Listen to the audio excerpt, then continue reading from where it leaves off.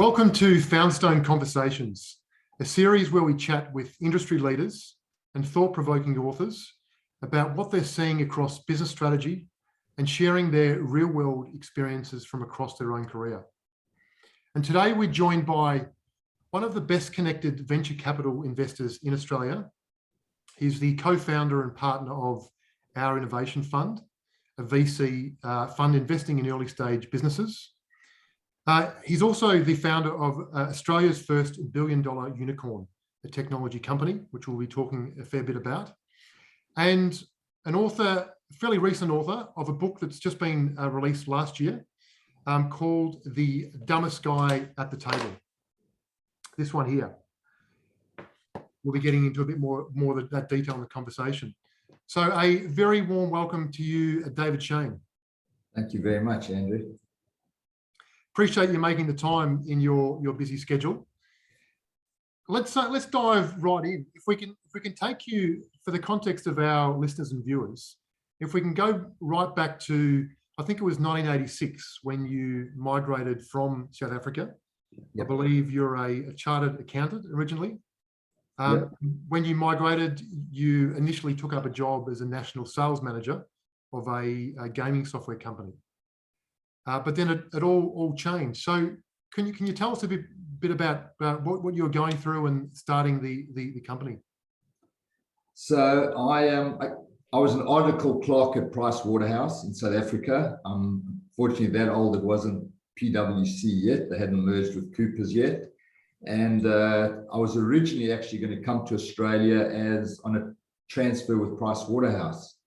And somehow I met a guy in South Africa who had lived in Australia for many years, and told me they were a very successful gaming software company, in those days specializing in software for Commodore 64 and Atari, and they wanted to set up a business software division, and they would love me to become the national sales manager of that company. I see. And I thought, how lucky am I? I've gone from an article clerk, migrating, and literally, usually I think when you emigrate, you have to take a couple of steps back. I was taking, in my opinion, in those days would have probably been a couple of steps forward in my career, and right. I'm national sales manager of this company. It was called Busyware, was a division of a company called AussieSoft, and I learned some really, really good lessons in that first job. And the first one was, and I talk about quite a few of them in my book, I don't relate or refer to them from my first job, was I'll never forget going to see one of my customers. I still remember his name, was a guy, Peter Collyback from Computerland in Burwood. And I always thought I'm a pretty decent salesperson. And we used to sell a spreadsheet called Logistics. At the time, the market leader was a product called Lotus 123. And I said to Peter, Peter, I've got this amazing spreadsheet. The graphics are better than Lotus 123. We do project management. Lotus doesn't do that. And I said, what's more is we $3.99 and Lotus is $7.99. And he looked at me like he was talking to an idiot. And he said to me, let me ask you a question. Why the hell would I want to stock your product at $3.99 when I've got Lotus walking off my shelves at $7.99? Yes. And it was a really good lesson, is that Australia was represented 2% of the global market, and we weren't going to defy gravity or defy industry trends, that if whatever was the market leader in the US was going to be the market leader in Australia. And I made up my mind that if I ever were to do something on my own, if I didn't have the market leader, I wouldn't waste my time. And so that was one lesson, but probably the most important lesson that I learned was I was paid badly. I hated my job. I had no job satisfaction, and I had no input into the way the company was being run. I was sort of told, you pay to do, not to think. I was in the army in South Africa, we had national service, and we got paid $100 a month. And for $100 a month, that was a pretty fair deal. But in a job, I hated leaving my brain at the front door and picking it up on the way home. So, the luckiest break in my life was, that I had that first job. I was as I say, I was paid $2,000 a month. I was offered a job by one of my customers for $4,000 a month, and always had that in my back pocket. I knew I could always go back to that if my own company didn't work. But I was really lucky because my opportunity cost was that low that it gave me the opportunity to say, I only have to earn $2,000 a month to be exactly where I was. And if I've ever wanted to start my own company, this is my opportunity. If I was being paid $5,000 a month as a new migrant with a wife and a young kid, I would never probably have taken that risk. So yeah, that was a lesson that I'm always grateful for. And it was a really good lesson for me in how not to manage people, because I felt that if I ever were to hire people, I was going to make sure that I paid well, I listened to their valuable ideas, and I made sure that they love coming to work every day. And because I figured if I didn't like that, and you wouldn't like that, Andrew, nobody else who I was ever going to hire would want to experience that. So that was pretty much what defined my management career in terms of managing people. I'd never managed any person before, prior to hiring the first person in the company 6 months after I started. I see, brilliant. Thank you for taking us back to Burwood there at Computer Land, and then the lesson you learned off Peter there. I think it's a classic. And what you talked about there in terms of if the lesson you learn, if you're not going to be a market leader, you perhaps wouldn't waste your time. And then opportunity cost. I think it's a good reminder of having opportunity costs in the forefront of mind when you're either starting a business or growing. Yeah. So in terms of then in terms of starting CommTech, can you tell us, and we'll get a bit more into the principles of the book in a moment, but can you tell us, just for our viewers perhaps that don't know about CommTech, what the business was and the value and the growth you brought to the market?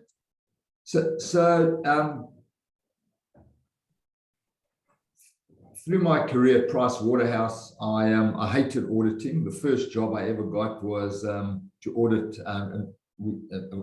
of South African breweries. Was the biggest brewery in South Africa, and I'll never forget my first job was to audit fixed assets, and we had to validate that the assets in the register, fixed asset register, physically existed in the factories.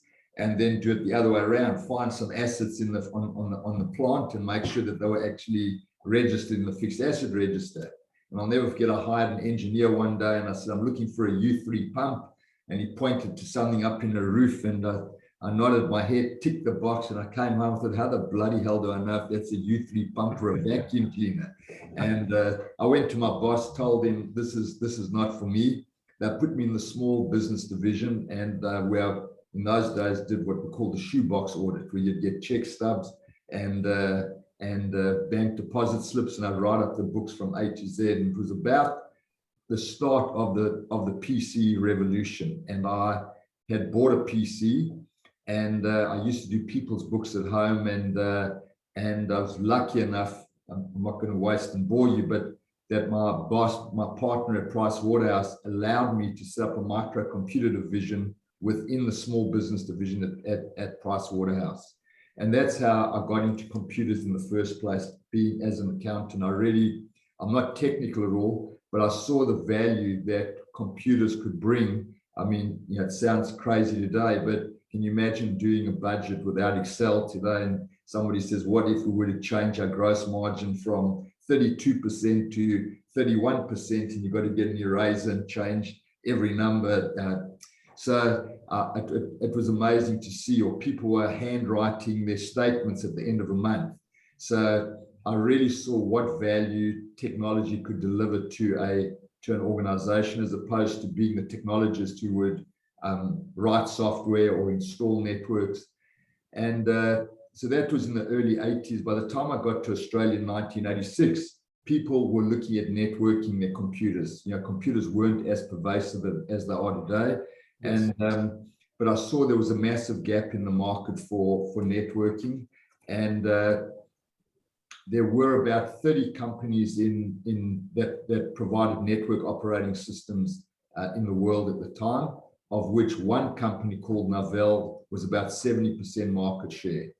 And from that lesson that I received from Peter Colleyback, I decided that I was either going to become the Novell distributor in Australia, or I wasn't going to waste my time with the 29 others who were fighting over the other 30% market share between them. And luckily for me, Novell had an exclusive distributor in Australia, a company called Datamatic, who had abused the privilege of their exclusive relationship and really didn't understand what customer service was about. And Novell appointed me as their second distributor in about 1989. So in the interim, I'd been selling like little peripheral add-ons for networks, like network cards and adapters and tape backup units, etc. But Novell, when I got the Novell distribution in 1989, so that was about 2.5 years after I started, that was really absolutely the turning point in the company. Yeah, I remember, in my first year I did $1 million. In the second year we did $7 million. I then got Novell and we went to $28 million, and we just grew exponentially year after year. We were growing probably at 40 or 50% a year because the networking market was growing rapidly. We added products. Once I became the Novell distributor, everybody in the world wanted to talk to me, and added amazing companies year after year. Companies that no longer exist today. We have companies like Synoptics, but then Cisco. When Novell died, we became the Microsoft partner in Australia. So our business was very different to a typical technology company today, like an Atlassian or a Canva. We didn't own our own IP. We, as I always say, I rode on the coattails of successful companies. And so we were never an exclusive distributor for Novell or for Cisco or for Microsoft. We sold the absolute identical product to in Novell. In the heyday, they had 4 partners. We still had 70% market share, and we won our share of the market, not purely because we delivered exceptional customer service. So we sold the identical product to our competitors. We just did a much better job of servicing our customers by attracting and retaining amazing people who could deliver that service. Well, yeah, thank you for sharing a bit more context there. I think having read the book and the others read the book, I think that'll even seeing the scene in terms of your time at PwC and the lead up, setting up that computer division, I think it just gives a lot more insight. So in terms of, let's just jump to the book, because within the book, there's a lot of principles that obviously cover how you founded and then grew Comtech, and then how you eventually sold it for over $1 billion. Can we start with perhaps just a couple of things? Firstly, can you tell us about the title? I think the title, again, resonates very much with me and a lot of other readers. It catches the eye. And then secondly, can you give us a bit of context and background? I believe it was written for a very dear friend of yours who passed away due to mental health challenges. Yeah. Can you talk about those two things a bit more detail? Yeah. So let me go back to maybe it would be a good idea to tell you how the book actually came about. Would that be a Yes, that'd be brilliant. Okay, it's a long story, so I hope you've got time, Andrew. So no, that's good. But so my wife and I went to a health retreat. It was in August 29 before COVID. And in the morning, you did a little bit of exercise and you went for a lecture on what to eat. The next day, there was more exercise, and it was what exercise you should be doing as you're getting older. And this was for 4 days. In the afternoon, they said, just do nothing. Go and do something that you would never, ever do. And, from my perspective, I said, I guess I'll go and write a book. And without, at risk of sounding arrogant, it wasn't as when people say to me, how long did the book take to write? I said, it took me 35 years, but I could facetiously say, I could say it took me about 5 or 6 hours, because it's really based on a PowerPoint presentation. I always say, I'm embarrassed to say, but proud to say that I've been using the same slides for the last for the last 35 years. So what I did was I have that slide presentation in literally ingrained in my brain, and I started writing the book, and came back from the health retreat, and reality sank home, and I thought, who the hell would want to buy the book of some has-been who sold his company 20 years ago, when today you've got the amazing success stories like Atlassian and Canva and Afterpay. So I shoved it in my top drawer and never did anything with it. About a year later, I got a call from a guy, Ian Gardner, who used to work with Amazon Web Services and now runs his own venture capital fund, as well as does podcasts. It's called Innovation Bay. And he said, Dave, I'd love to do a podcast with you. And did that podcast, and I had really good feedback from people who had heard the podcast. They said, love the podcast. And really, the podcast was about the only thing that I know to talk about, which is company culture, staff, customer service, etc.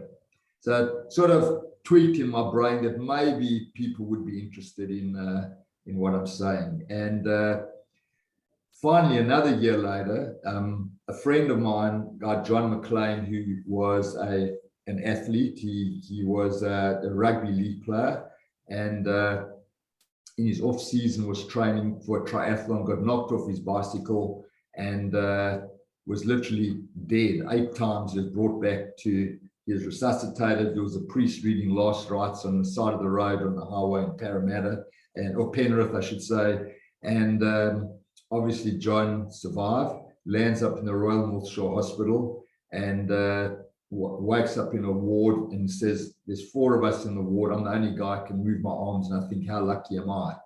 And John and I have been friends for many, many years. 6 years after that accident, he went back to do the triathlon that he was training for as a disabled athlete. And that wasn't enough for him. He decided he wanted to become the first paraplegic to do the Hawaiian Ironman. And I can tell you something, I've been to watch the Hawaiian Ironman, and that was hard. It's about 40 degrees in the lava fields of Kona, and 3.8 kilometers swim, 180 kilometers like this, and then 42 kilometers in a wheelchair. John became the first paraplegic to achieve that. He then decided, no, that's not enough. I'd now like to swim, be the first paraplegic to swim the English Channel, and which he did, 32 kilometers. And I've done a whole lot of other things, including being at a couple of Olympic Games. He's been done the Sydney to Hobart. And so that on its own is a pretty remarkable story. But John, about 5 years ago, taught himself to walk. Actually, after 27 years of being confined into a wheelchair, he's able to walk, not as well as you and I could, but life-changing, that if he needs to go to the bathroom in the middle of the night, he can get up and go to the bathroom without getting into a wheelchair. And he came to my house for a swim, and he gave me a book that he had written, which was called Change, of how he had to change his life from being a special needs person to somebody who had to adjust from an able-bodied person to a special needs person. And I loved the book. I loved the format of the book, and I loved his book. It also had lots of diagrams. So I told him about what I'd done, and I said, I love your book, John. I love the footprint of it, and I love the diagrams. I've done this book, and it's all around PowerPoint presentations. That's why there's so many diagrams in my book. And he says, Dave, you've got to write the book. And he introduced me to his publisher.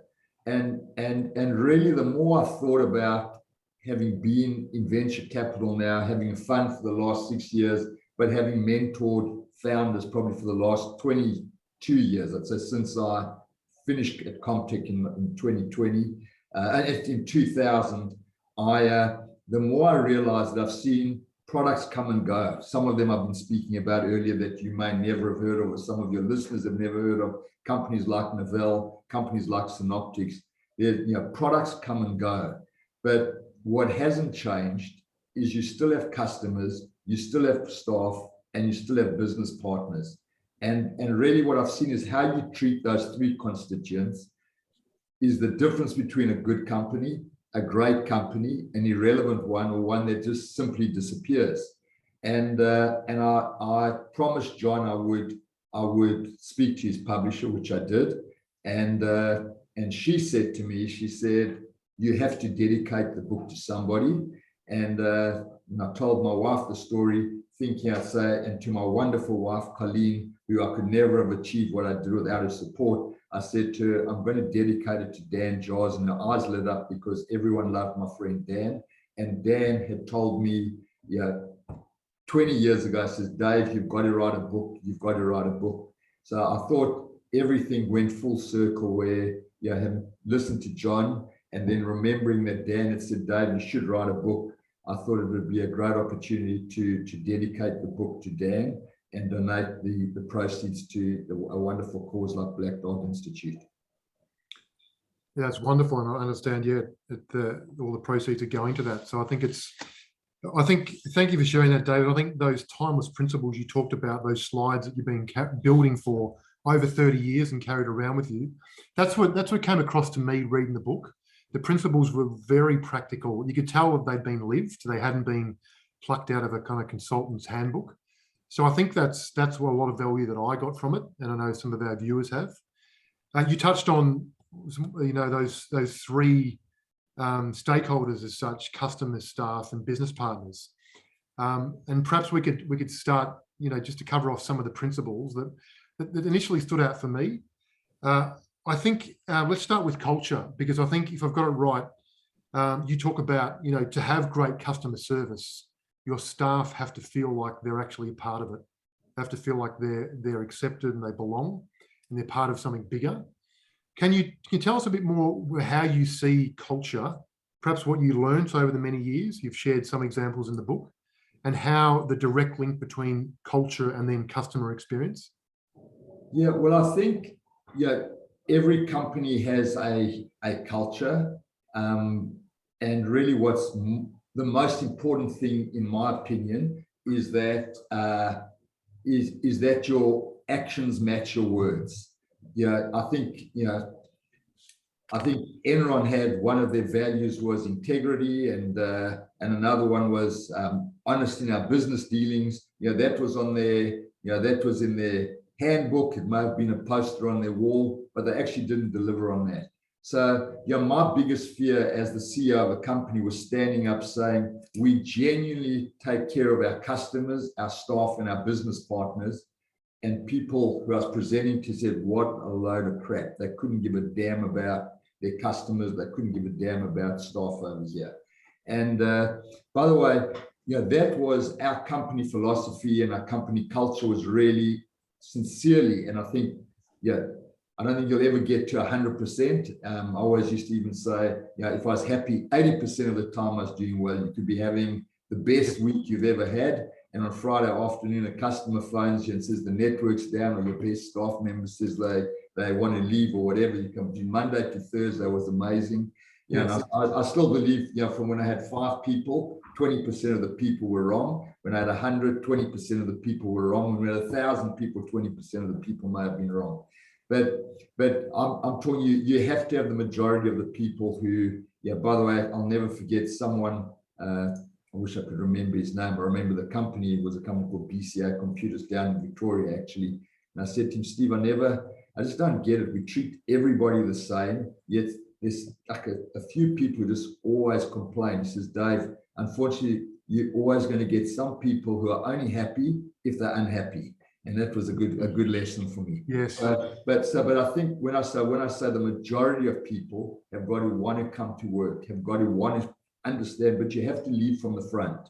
If the CEO and your management team are not walking the talk, I think that is the biggest. Whenever people say what's the most defining thing about culture, it's that your actions match your words. Whatever you put in writing, whatever your values are, whatever your vision statement is, you have to absolutely deliver and walk the talk. Otherwise, you lose credibility. I think, as you said, culture, actions needing to match words, and not just the poster up on the wall. I think a lot of people can relate to that. that there's a lot of perhaps, lovely words out there.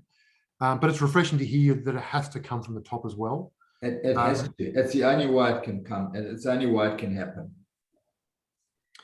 Yeah, it's and it sounds like the reason you had, well, one of the big reasons you had was maintaining that culture over a period of time, and that's no easy feat, of course, to do consistently over decades. So yeah, thank you for sharing that. And another principle you talk about, and I can very much relate to it. I think people in more smaller startup businesses can also relate to it, but also larger, is this principle of nothing happens until you sell something. Now, I think you talk about it in the book, so people can refer to that. But can you share a bit more about your experience with this, with founding CommTech, and even broader than that? Yep. So I am, when we used to say everybody in our company is important, we meant it. We put our money where our mouth is. When we had a company kickoff, we took absolutely every single person in the company away, whether they answered the phone on reception, packed a box in a warehouse, were our best salesperson, the best technical person. Everybody was treated equally. When it came to bonuses, everybody in that company received a bonus, and generous bonuses. I always think when I was at Price Waterhouse, I got a bonus of $50, and I almost wanted to give it back. I didn't know the firm was doing it so tough. And so we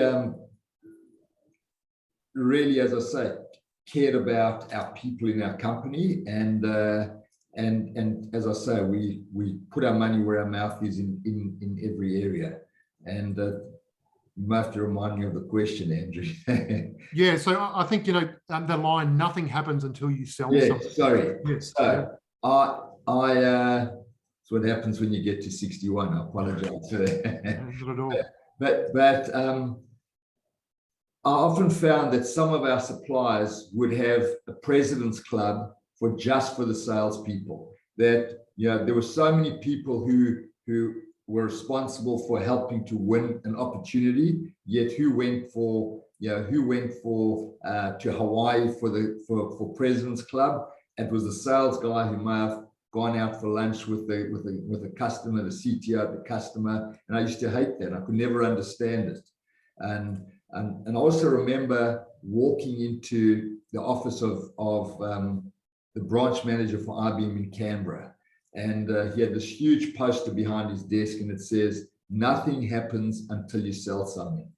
And when you were fulfilling demand, which is pretty much what we did, as I say, we rode on the coattails of successful companies. So, if I had to make it analogous with today, being a salesperson for Apple today, it wouldn't be the toughest sell. So, whoa, I just got a JB Hi-Fi, Harvey Norman to put Apple on the new Apple iPhone on the shelves. Yes. That sale was probably done by Steve Jobs, and he's passed away 10 years ago.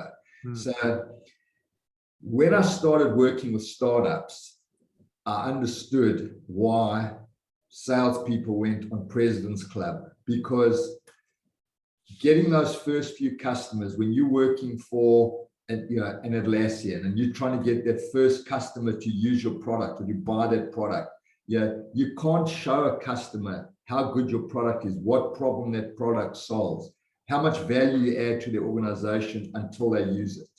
And as I say in my book today, there's different types of sales methods. There's the traditional sales method with enterprise salespeople servicing customers.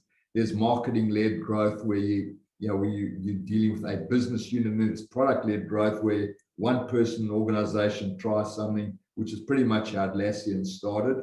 And there's lots of companies who now, if you've used a product called Calendly, you use Calendly, and I enter an appointment in your diary, and I say, "Wow, that's good. I'm going to put that onto my my footer on my email address," and it just spreads like wildfire. That's product-led growth. But at the end of the day, nothing happens until you sell something. Your customers can only know how good you are once they start using the product or service. And it doesn't matter how good your product is. you have to get someone to buy it. And I think that's why companies have President's Club for their salespeople. It took me a long time to understand that it took me to be on the other side where we owned our own IP and needed to get those first few anchor tenants as our customers to understand the importance of what value the salespeople actually add in the organization. Yeah, brilliant, brilliant. Thank you for sharing those examples. From a strategy perspective, we're a strategy advisory. A lot of the customers and execs that we're working with, you know, the challenges at the moment with, there's a lot of still unknowns in the market where we're heading. You know, a lot of execs are battling in terms of making some of the big decisions and the big strategy choices that will either take them in a certain direction or another.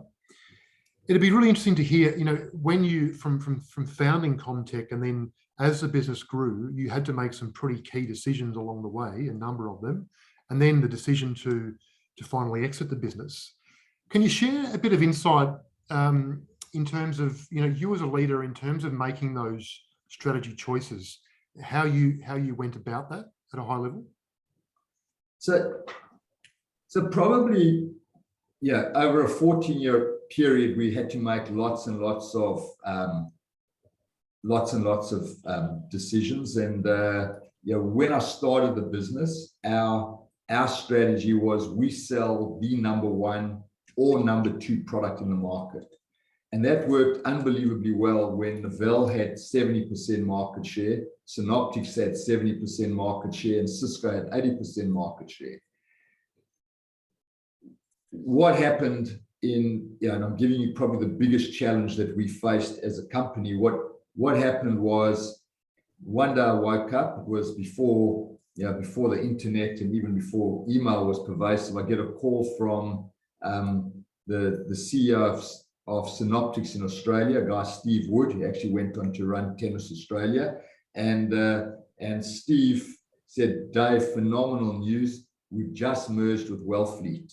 And I just felt the blood drain from my system. I just, I always say, if you stuff up and it's in your control, it's your fault. But when things happen that are outside of your control, it really can be challenging. And I knew we were going to be faced with the choice of either going with the merged company, because Wellfleet, I should add, was Cisco's biggest competitor. And we were going to be faced with the choice of going with the merged company, which ultimately became known as Bay Networks, or sticking with Cisco and not having a product like Synoptics sort of fitted in the middle between.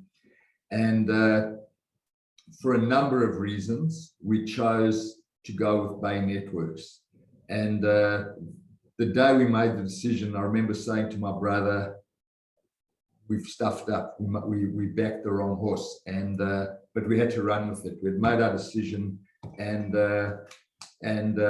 it was really a challenging time. At the time, Synoptics and Wellfleet were a $1.3 billion company, and Cisco is a $1.1 billion company. And by the way, Bay Networks made us the exclusive partner in Australia. Cisco was going to give us about half the business in Australia. And the trouble was, I learned a good lesson about betting on a merged company. On paper, it sounded fantastic. Synoptics was based on the West Coast, Wellfleet was based on the East Coast, and it was an absolute disaster. And the next year, Cisco was about $2.2 billion. Wellfleet, the Bay Networks, still about $1.3 billion. There was just so much politics in that company, and we had backed the wrong horse. And maybe about 6 months after that, so 18 months after we had made that decision, the CEO of Cisco was a guy, John Chambers, probably the best technical salesperson I've ever met to this day in the industry, an amazing CEO, came to see me. And I was always astounded, because I always think, if I had a customer who spent $10,000 with me in Tasmania, who had pissed me off, would I take the time to go and say, "I'm here to extend the olive branch"? And John Chambers came to see me, and he said exactly that. "I'm here to extend the olive branch." he said, I'd love to read. He said, when you made your decision, it was a really good decision. I just want to make it was a terrible decision. He was really nice. He said, but the market's changed. This is where the market was when you made it. This is where it is today, blah, blah, blah. And he said, I'd love CommTech to reestablish a partnership with us. And when you looked at our company, it looked like we were going unbelievably well. We were doing $165 million of revenue, and I think probably making about $14 million worth of profit. And so when you looked at it, you would think, geez, this company is doing unbelievably well. However, what I saw was Novell and Bain Networks were laying off people. Microsoft and Cisco were growing. And we were basically selling the wrong products. And I said to my board, because my board didn't want to make the change at the time, and I said, I'm going to give you a choice. And by the way, I was the major shareholder in the company. I said, if Novell and Bain Networks have one more quarter where they announce lousy results, and Cisco and Microsoft announce a record quarter, I said, either we sign up with Microsoft and Cisco or find a new CEO, because I don't mind leading us over the cliff if I believe in the vision in the company, but I'm not going to lead us over the cliff if I don't believe in the vision. And sure enough, that what I could see happened. Cisco and Microsoft, another record quarter. Bain and Novell, terrible quarter. Novell's market share was going from 70 down to 60 to 50 to 40. You could just see Microsoft were killing them. And as I said to our board, we don't have to die because our partners are dying. And one or two of our shareholders and directors said, but Novell and Synoptics have been so loyal to us. They had, but I had to be loyal. We had 240 people in our company at the time, and I was going to be loyal to them as well. I wasn't going to go broke. And we signed up with Cisco and Microsoft, and I changed our strategies from saying we sell the number one or number two product with one simple word. I said we sell the number one and number two product. And I really, that literally made our company. I mean, Cisco, by the time I finished, which was about 4 years later, Cisco was about 60% of our business. I think Novell was about not even 1% of our business. So if we hadn't made those changes, you wouldn't have me on this podcast today. And so that probably would have been the most challenging and the biggest decision that we made in the business. In addition, by the way, I should add, at the time, at that stage, we were just a distribution company and a training company. We also built out a third line of business, which was a system integration or services business. And we actually, which was really tough, we went and competed against the customers that actually helped us build our business.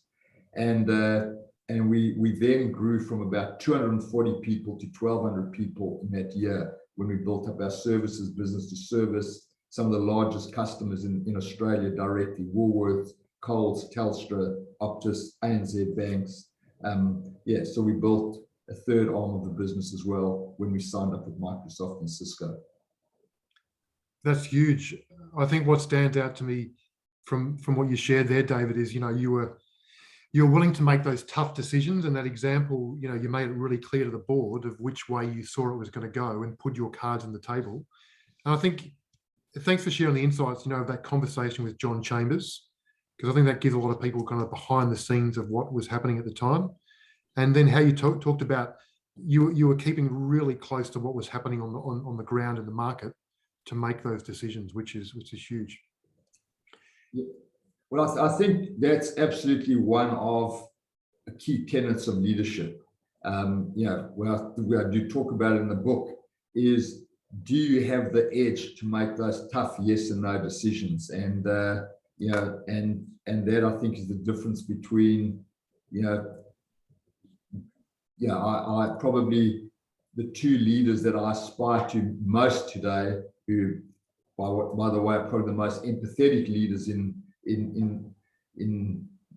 the Fortune 20, would be Satya Nadella from Microsoft and I know he's not the CEO anymore, but Bob Iger from Disney. And when you look at the changes that Bob Iger made at Disney, as an example, he's really made that company relevant for the next, for the next 20 years, where if he hadn't been there, and for lots of reasons, he bought Pixar, he bought Marvel, he bought the Star Wars franchise, but incredibly, he built Disney Plus to, as a streaming service, with a completely different revenue model to what, and business model to what Disney had traditionally been built on for 80 years or whatever, and he's changed that company to make them relevant for the next 10 or 20 years. Where if he hadn't done that, they could have been swamped by companies like Netflix. I think that's a gold example, both those names and those examples. I think if you look at Satya Nadella, who in my opinion is one of the most humble leaders I've ever met, I mean, I feel, I think prior to him, Microsoft was on their way to irrelevance. They would have existed for many, many years, and there's lots of companies that exist. I think BlackBerry still exists, but they're irrelevant. BlackBerry went down tomorrow, you wouldn't say, oh my God, what am I going to do? If Apple went down tomorrow, lots of people would say, oh my God, I don't know how I'm going to order my food. I don't know how I'm going to order a ride. I don't know how I'm going to place a call. So Microsoft would have existed for many, many years. However, Satya Nadella, with almost the identical products and the same people that Steve Ballmer had, literally turned that massive organization on a 5-cent coin by literally leveraging mobile and cloud. And today Microsoft, as I say, it's hard to predict, but I can say with certainty for the next 5 years, Microsoft will be a dominant and unbelievably relevant company, and probably beyond.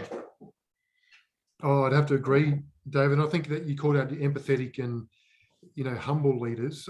I do see that from reading your book and hearing the stories about the way you operated, and not to pump up your tires, but you seem to live that for decades in terms of putting your people, helping enable them to make the decisions, having culture. So I think that those years ago there wasn't that prominence with that. So I think you'd probably play it down, but I think what you led from the front enabling your staff helped definitely within Australia to help that culture in the tech scene. So thank you for that. I just wanted to. I'm going to just butt in because it's very relevant. I did say at the outset that I'm embarrassed to say, but proud to say I've used the same slides for the last 35 years. And usually I go to the back page of a newspaper to keep my my slide presentation current.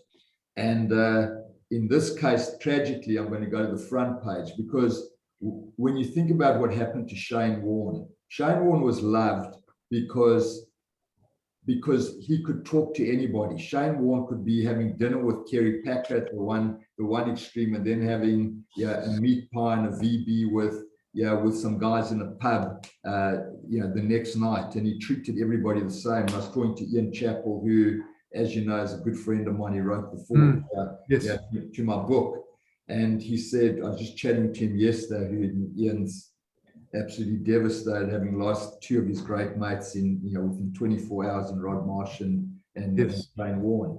And he said, I was once with Warnie, and some kids were saying, Warnie, can we get your autograph? And he said, come on, let's get back into the. And he said, Warnie didn't just sign. He went to every kid, Andrew, do you bat, do you bowl? And he said, just couldn't believe the way he communicated with and just made everybody feel special. And I think that, in my opinion, is what makes a great leader, and why Warnie was so loved, despite some of the hiccups he may have had in his career.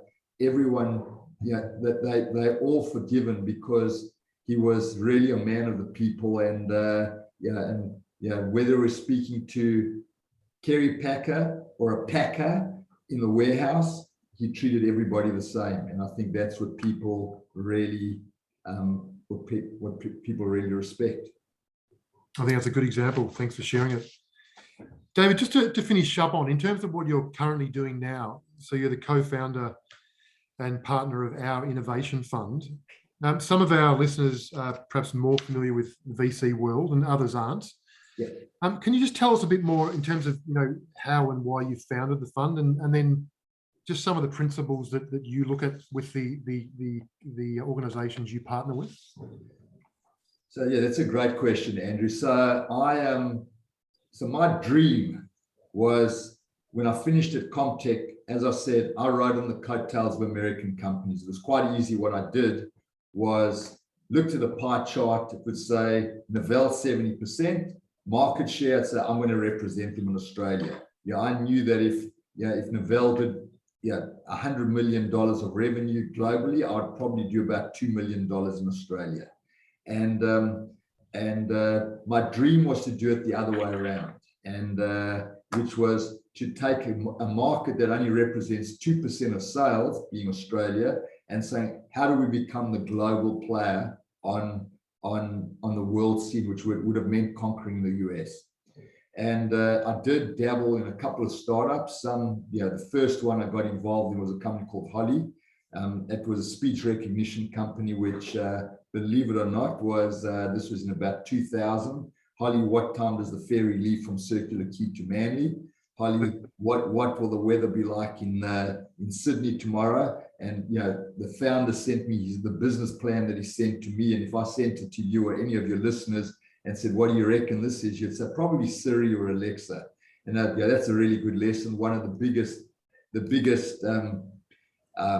reasons for success or failure of a company's timing. And I think Lance, the founder of Holly, probably got his timing wrong. He was way too early. And but what Holly did teach me was I was able to elevate myself to a different level, where I wasn't the CEO. I was more of an advisor and mentor to the founder, and I really realized I was still able to add some value to a founder by maybe making an introduction to an end user. We won Telstra because of my relationship with Telstra. Not only because of my relationship, Telstra would never have used the technology if it wasn't good enough, but I think I added a little bit of credibility that if I was supporting the company, that the product probably had worked, and it did work, and Telstra used, I think Maven still use the product 20 years later. Right. And so I kept dabbling in startups, and it was more just to keep involved for lots and lots of different companies over the years. And in 2016, when Malcolm Turnbull became Prime Minister, he changed the tax laws, and where investment in venture capital in an early stage venture capital fund had two major tax benefits. One is if you personally as an investor invested $100,000 in that fund in a year, you could set or offset $10,000 or 10% off your tax bill for the year. So if your tax liability was $100,000 less $10,000, $90,000. If that $100,000 then turned into $500,000, your $400,000 is tax-free. And I said to my business partner, Jeff Levy, I saw the internet really, really early on. I only have one photo in my book, as you know, and it's myself together with my the second person who joined Comtech, Nathan Scher, and with Mark Andreessen, who basically was the earliest adopter of the internet, in terms of he invented the browser, and he presented our forum in 1996. I remember telling my wife, our kids will go to Harvard sitting in Dover Heights in Sydney.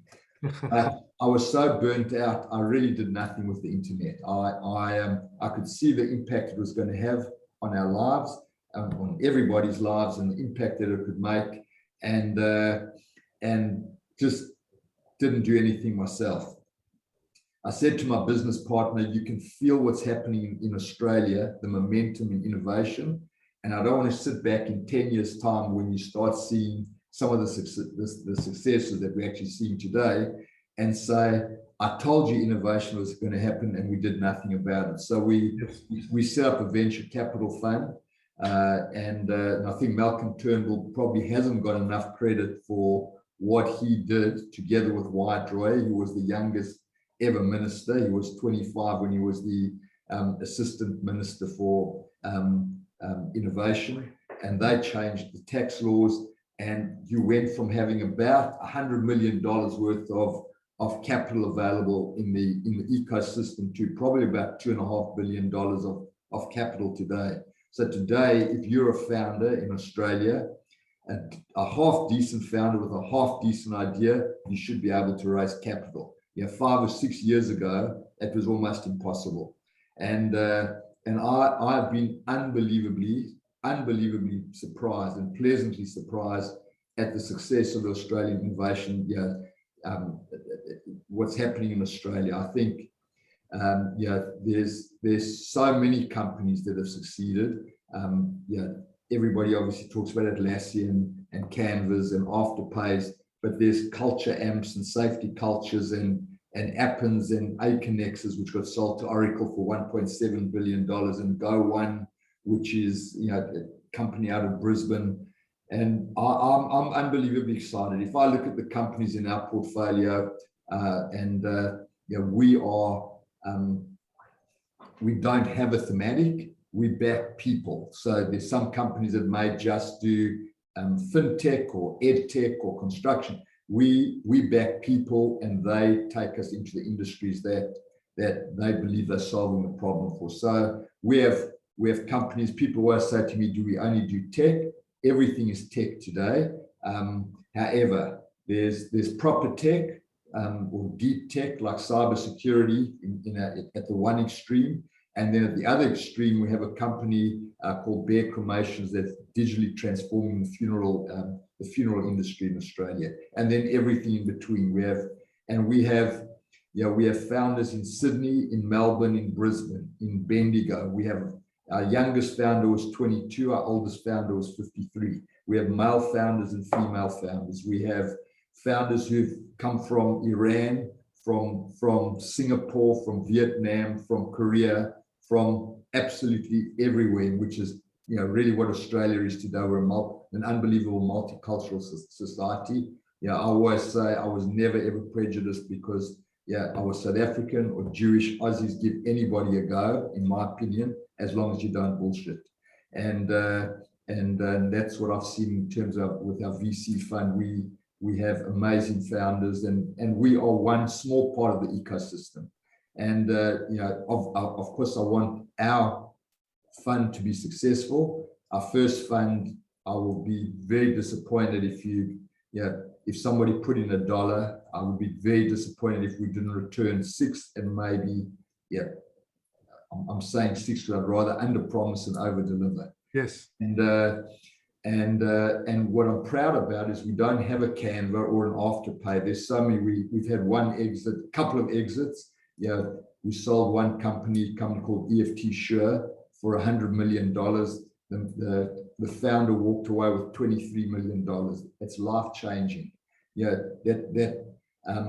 There's founders today who were ex-Atlassian. They're founders who were ex-Afterpay. So the whole ecosystem in Australia is really becoming a proper innovative ecosystem where, as I say, there's enough capital in the market today to support founders. There is enough credibility in the global marketplace that Australian companies can deliver globally. There's just been too many examples. It wasn't that Atlassian was a one-hit wonder. There are so many companies out there that have succeeded. And I know lots of people say, how many unicorns do you have in your fund? We probably only have one, but our investors are going to do unbelievably well, and so are our founders. And that's really what we care about. We care about our founders, and that's pretty much, we have built our fund on what we call the 3 Fs. The first one is our founders. We absolutely want to support our founders by adding more value to them than just saying, here's a check. How can we help you build your business? How can we help you realize your dreams? The second thing is we're a fund. is that people have entrusted us with their capital and we have to get them a good return on their money. And the third F is we're a fund without a D. We want to work with people that we really want to work with. And I can honestly say, I'm proud to say that I think over the 25 companies we've invested in, we love our founders, and I really believe our founders would say the same of us. If you were pitching to me and I really wanted to invest in your business, I'd say, Andrew, here's 25 founders we've invested in. I can give you another 20 that we'd invest in prior to the fund. Call any of them, because we sincerely see our founders as our customers. I think that's hugely powerful. And I've heard you say that before. We love our founders, and what you were talking about before. We back and care about our founders. I think that's really refreshing, and it's refreshing to hear that in the Australian VC scene as well. That's the mindset that you are taking, and I hope that extends broader. Well, I'll leave you with one last thing. And I'm plagiarizing from the former Prime Minister Malcolm Turnbull. I'm proud is actually unrelated to me, by the way, has invested in three of our portfolio companies, a cybersecurity one, a company that specializes in positioning called Advanced Navigation. And I'll never forget when he did make his inaugural speech, he said, "There's never been a better time to be Australian." And I absolutely support that view today, that I sincerely believe, despite my accent, there's never been a better time to be Australian. Well, on that note, David, thank you for everything you brought and taking us back to when you migrated out to Australia, and even before that, the PwC days, starting up that division. And I think that the principles you call out in your book are certainly timeless. Customers, staff, business partners. So thank you for sharing kind of the backstory and the subtext to the book, and a bit about your personal story, and then to what you're doing now. It's greatly appreciated. I really appreciate your time. Thanks so much, Andrew, and I hope your listeners enjoy it too.